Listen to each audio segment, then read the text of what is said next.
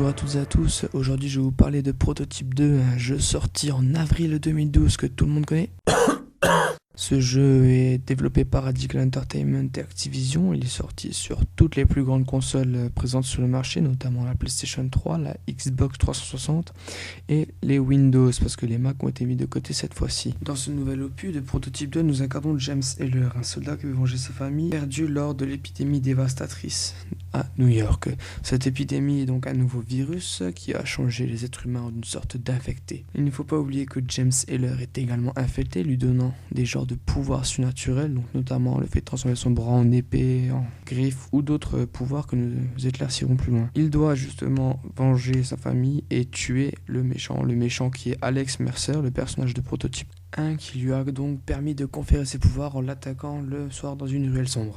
Qui dit nouveau prototype dit également nouveau personnage. On peut voir qu'il y a quelques personnages en plus, à part Alex Mercer qui est donc le scientifique qui a avant été intelligent mais qui est devenu méchant et qui a contaminé notre ami James Heller. Il y a également le colonel Rooks, ennemi juré de Heller dans ce nouvel opus. Dr. Koenig qui va essayer de vous manipuler et que vous vous rendez compte qu'après lui aussi il est infecté. Le père Guerra qui vous aide depuis le début mais qui est mort avant la moitié du jeu. Et Sabrina Galloway en qui vous avez toute confiance et qui est là comme votre sœur ou votre jumelle. Autre nouveauté que les personnages, les zones. Il y en a 3, la jaune, la rouge et la verte qui correspondent au degré d'infection. Elle nous permet donc de retrouver l'effet Assassin's Creed et GTA, donc plusieurs zones, plusieurs missions. Des missions secondaires que nous allons découvrir maintenant. Comme opération secondaire, il y a celle que l'on obtient en absorbant, on va dire, les âmes de scientifiques ou de commandants. Donc cela nous révèle certaines positions sur la carte. Il y a aussi les nuques opérations, donc les nuques opérations qui sont représentées par le symbole biotechnologie, le symbole nucléaire. Donc en général, il est entouré de quelques zombies pour le protéger, sauf que les zombies sont, on va dire, très sensibles. Il suffit donc de pénétrer et de faire l'objectif qu'il y a à faire à l'intérieur.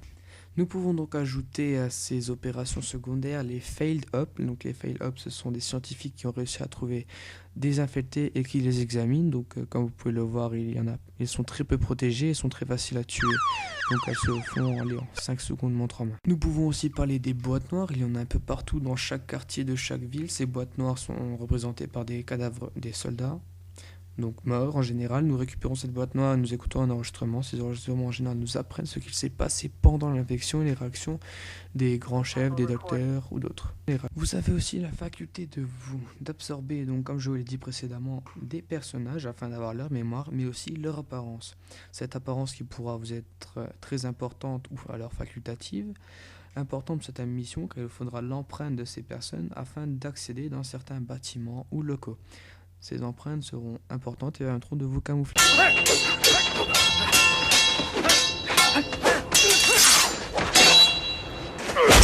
Fatality. Donc dans Prototype 2, nous avons accès à une roulette des armes. Cette roulette vous permet de choisir exactement et au bon moment les armes que vous voulez. Là, nous avons par exemple les griffes. Les griffes sont la première arme que vous avez.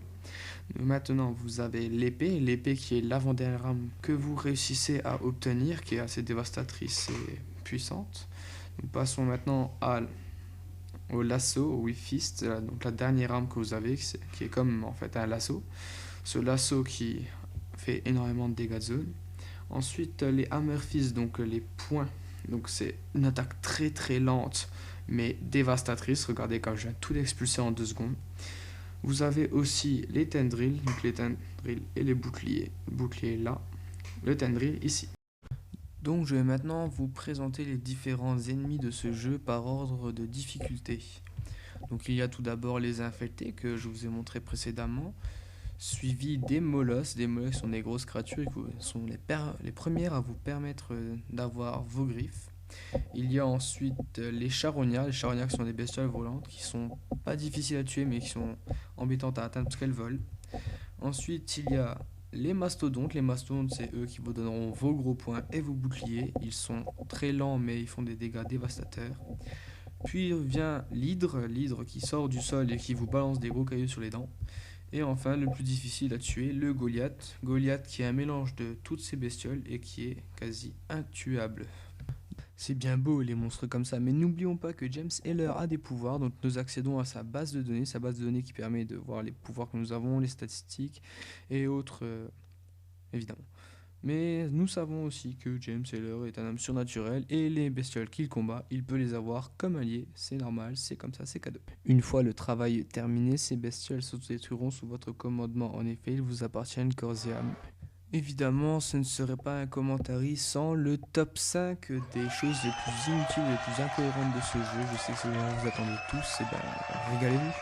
Le premier est un what the fuck d'un mec suspendu dans le vide, accroché grâce à vos tendrils. Explique que les personnages à pouvoir surnaturel étaient plus puissants et plus forts que les autres. Mais là, franchement, grimper sur les murs et voler avec une voiture sur les bras, c'est franchement bien joué.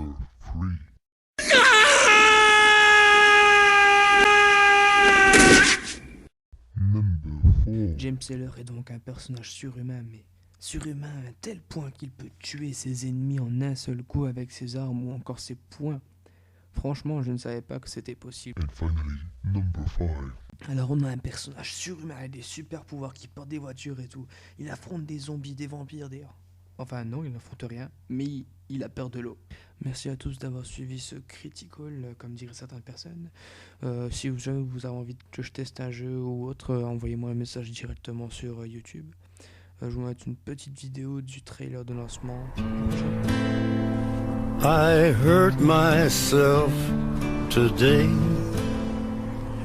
to see if I still feel.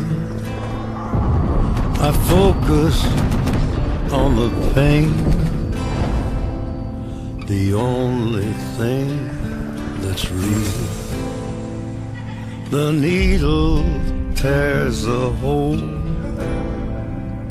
the old familiar sting. Try to kill it all away, but I remember everything. What have I become? My sweetest friend. Everyone I know goes away in the end. And you could have it all, my empire of dirt.